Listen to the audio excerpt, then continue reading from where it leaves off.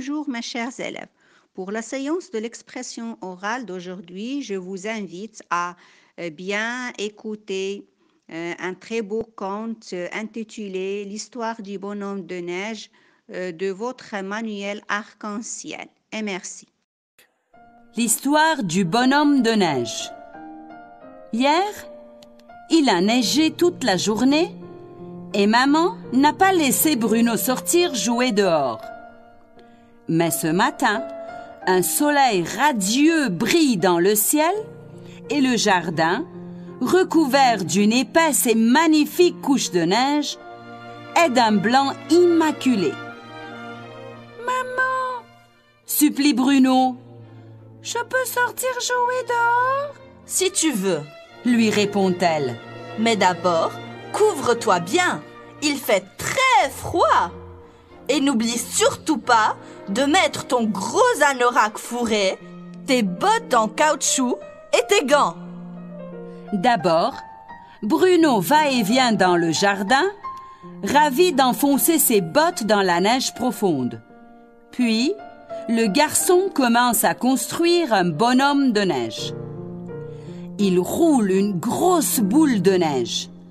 Ce sera le corps du bonhomme. Il pose dessus une autre boule plus petite. Ce sera sa tête. Puis, le garçon plante un bonnet sur la tête de son bonhomme et enroule une écharpe rouge autour de son cou. 2 cailloux seront les yeux du bonhomme, une carotte sera son nez et 2 petites branches seront ses bras. « Tu t'appelleras Babar !» dit Bruno, tout content, en contemplant son beau bonhomme de neige. Mais peu à peu, le ciel se couvre de gros nuages noirs, un mauvais vent glacial se met à souffler et bientôt, de gros flocons blancs commencent à tomber. « Il faut que je rentre !» se dit Bruno. « Sinon, maman va me gronder. » Le garçon se hâte donc de rentrer à la maison, laissant son bonhomme de neige seul dans le jardin.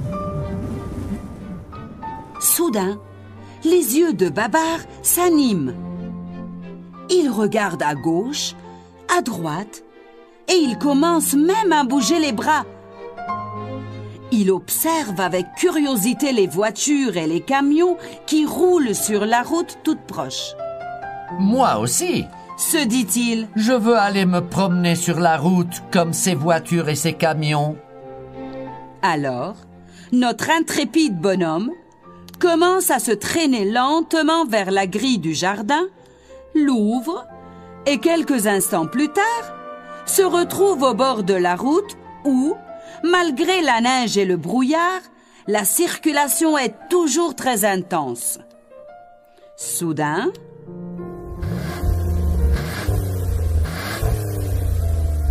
un bruit terrifiant qui se rapproche très vite glace de peur le bonhomme de neige. « Qu'est-ce que c'est? Qu'est-ce qui arrive ?» se demande Babar, très inquiet. Et tout à coup, surgit du brouillard, un énorme chasse-neige arrive à toute vitesse en vrombissant et en crachant un énorme jet de gaz noir. Il va bientôt arriver sur notre pauvre bonhomme de neige et l'écraser avec ses dents d'acier.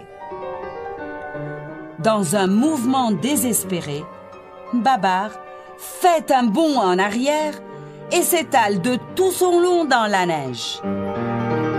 Les dents d'acier du chasse-neige passent à quelques centimètres de lui, mais, heureusement, ne le touchent pas. « Je viens d'échapper à une mort affreuse !» se dit Babar. « Il ne faut plus jamais que je traîne au bord de cette route si dangereuse. Mais où aller sans risquer de me faire écraser ?» se demande-t-il très inquiet. Le bonhomme de neige n'a pas bougé de sa place jusqu'au petit matin.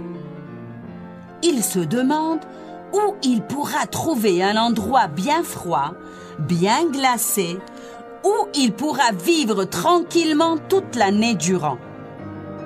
Soudain, Babar entend, au-dessus de sa tête, un piaillement d'oiseaux.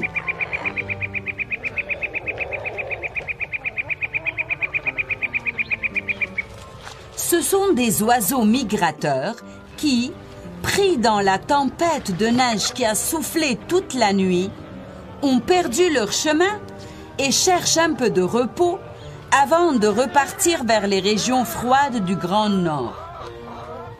Babar se voit bientôt entouré de ces grands oiseaux gris et noirs qu'il ne connaît pas, mais qui sont apparemment très gentils.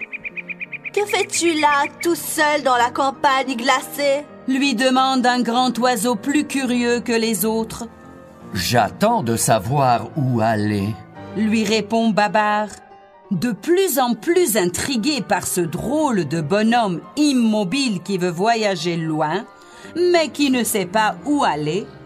Le grand oiseau tournoie autour de Babar et l'observe longuement.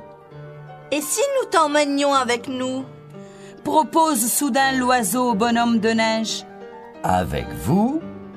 Où allez-vous donc ?» lui demande Babar, très intéressé. « Nous allons vers la banquise du grand océan glacé, là-bas, dans le nord. Si tu veux, si tu en as envie, nous t'emmènerons avec nous. » Ah! s'exclame alors Babar. Si vous pouviez m'aider à trouver le séjour glacé de mes rêves, je serais le bonhomme de neige le plus heureux du monde. Alors, joignant leurs forces, 4 grands oiseaux soulèvent Babar qui, ravi, se trouve emporté vers les nuages. Et au bout d'un long, très long voyage, le bonhomme de neige est déposé quelque part sur la banquise, dans un pays glacé et tout blanc, et qui le restera encore très, très longtemps. Enfants, si vous passez un jour par le Grand Nord, s'il vous arrive un jour de vous aventurer sur la banquise glacée, et si vous y rencontrez par hasard un bonhomme de neige au bonnet et à l'écharpe rouge, tout heureux de partager sa joie de vivre avec les phoques et les ours blancs, vous reconnaîtrez sûrement Babar. Alors, n'oubliez surtout pas de l'embrasser de la part de Bruno qui, tous les jours, de sa fenêtre, envoie les plus doux baisers à son ami perdu.